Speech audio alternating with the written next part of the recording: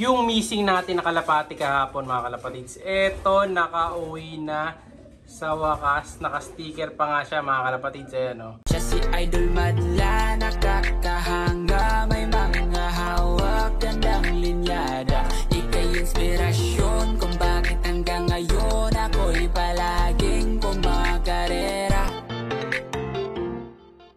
Kaso medyo na-stress. Buti na lang din kahit pa paano. Nakauwi na siya. Ayan o, tagal kong hinintay ito. Umuwi ito kahapon ng hapon. Ito yung kuha ng CCTV. Ayan, so makita niyo yung kuha ng CCTV natin. Halos isang minuto yan. Ang tagal-tagal pa niya tumambay dyan sa video na yan. Ayan o, so bubaba siya. Ayan, tapos lalakad, papalapit. Tapos patingin-tingin lang siya mga kalapatids eh. Makikita niyo, titingin-tingin lang yan. Ayan o, tapos pamaya-maya, aalis din yan. Ayan o, kita niyo, umalis. Tapos hanggang sa pamaya-maya na naman, babalik na naman niya mga kalapatids yan. Hintayin nyo lang. Ayan. So nagdalawang isip pa. Siguro dahil stress din tong ibon natin, kaya nga hindi kagad pumasok. Pero ayan, kalaunan, pumasok din naman kagad ng mabilisan. Siguro na-realize niya na, lock niya nga to. So ayun yung sticker niya. Oh. So sakto, ayun din yung clip ring niya na blue, na palatandaan na sa Dream Lock to. Tapos yung green palatandaan na ngayong season ng laban nila. Buti na lang, nakauwi mga kalapatids. Kompleto na yung warriors natin. 6 out of 6 tayo. Kaya na yung ibon. Ito yung isa pa. Medyo stress pa mga kalapatids eh. Ayan, pero tuloy ang laban ng mga warriors natin na to. Ni-recover lang natin. Winalay muna natin para ma-recover dito. Tapos tuloy na ang sabak ng laban nila sa darating na Friday. Sakaya na naman sila sa Friday para sa North Race. So bali, inahanda na rin natin ibang mga warrior dito. Kasi ilalaban na rin yung iba rito sa South. Baka mag-toss na rin tayo this week. Ayan, ready na natin. Kailangan maparonda muna ulit sila bago natin piliin yung mapipiliin natin na laban sa South. Hindi ko sure kung kukuha pa ako sa lineup natin dito. Pero tingin ko, konti na lang madadagdag. Tapos, ito malapit na rin pala yung season ng Sing-Sing na to. Hindi ko alam kung kailan ilalaro yung Sing-Sing na to. Baka mamaya, yan palang ring na yan ang ilaro sa South mga kalapatids. Ayan o, yung pula na BBC. Kasi ang alam ko, South yan. So, pwede rin, baka sa susunod pa, baka December pa, isang South pa ulit bago yan. So, yun yung mga ibon natin dito. Ang laki na rin pala ng off-color natin, mga kalapatids. Ayun, yung off-color.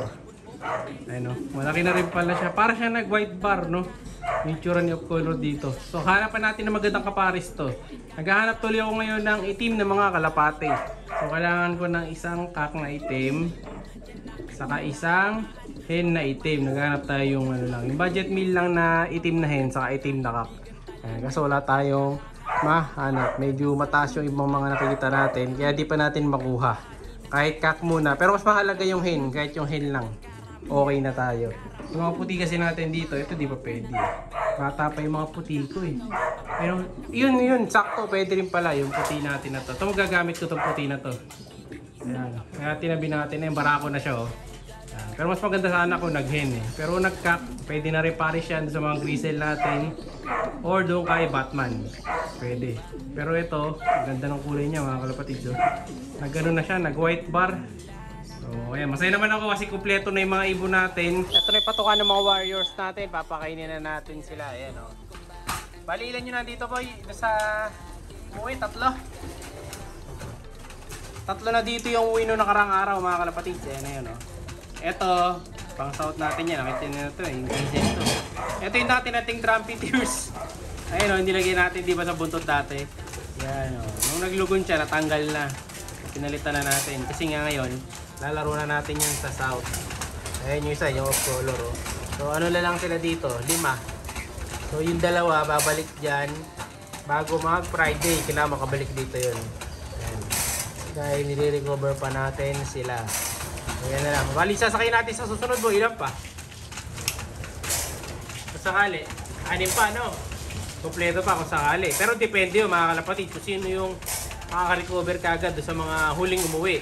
Kasi lahat ng ibon nga natin na huling umuwi, ito na yung pinaka maganda awi sa lahat sa kanila eh. Sino yung kasunod dito, boys? Yung blue bar sa likod, no?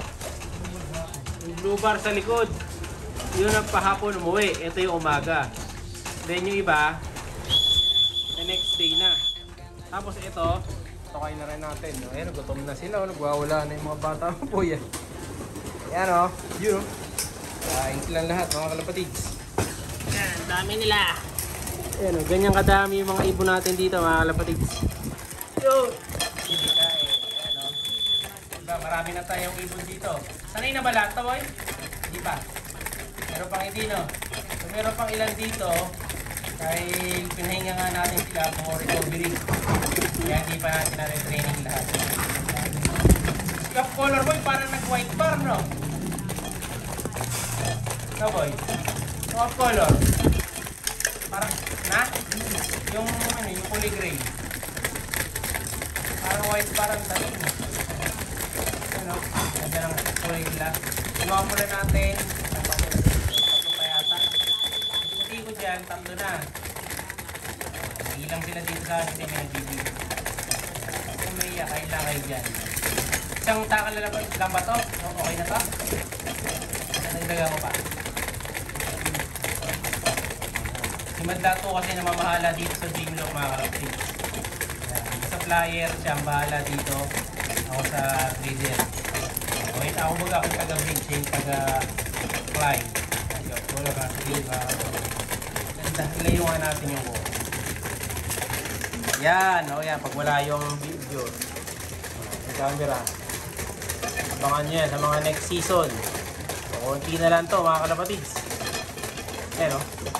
Dahil hindi naman tayo talaga naglilipad ng masyadong maraming ibon. So nililipad lang natin maximum of 12 lang tayo. Yan. Tapos minimum kung ilan yung matitira mga kalapatids. Kasi hanggat maaari 12 or 10 to 12 lang ang capacity natin. Yung kasya lang sa T-box. Saka magastos din kasi pag sobrang dami. Kaya saktong dami lang yung nilalaro natin. Ito, boy, pwede na tong i-vaccine sa darating na Sunday. Sabay ng mga nasa kabila. Ibang ibon ko doon, papasok ko na rito. Bali ito, lipat na dito sa kabilang section. Tapos sa akyat dito yung mga parating kong young birds. Yung mga bagong young birds. So meron na tayong 5 doon. Baka 10 ang ipasok ko dito sa Sunday. Yan. Tapos na ako mag-prevention dun eh. Recovery na rin sila. Babaksin na natin. Di pa kasi nabaksin yung tatlo na to mga kapatids. Yan, tatlo na nga lang yan kasi yung isa binawas na natin. Yan, titingnan natin kung nalaro pa natin yung tatlo na to. Pero hindi pa sure. Yan. Tingnan muna natin yung kondisyon nila.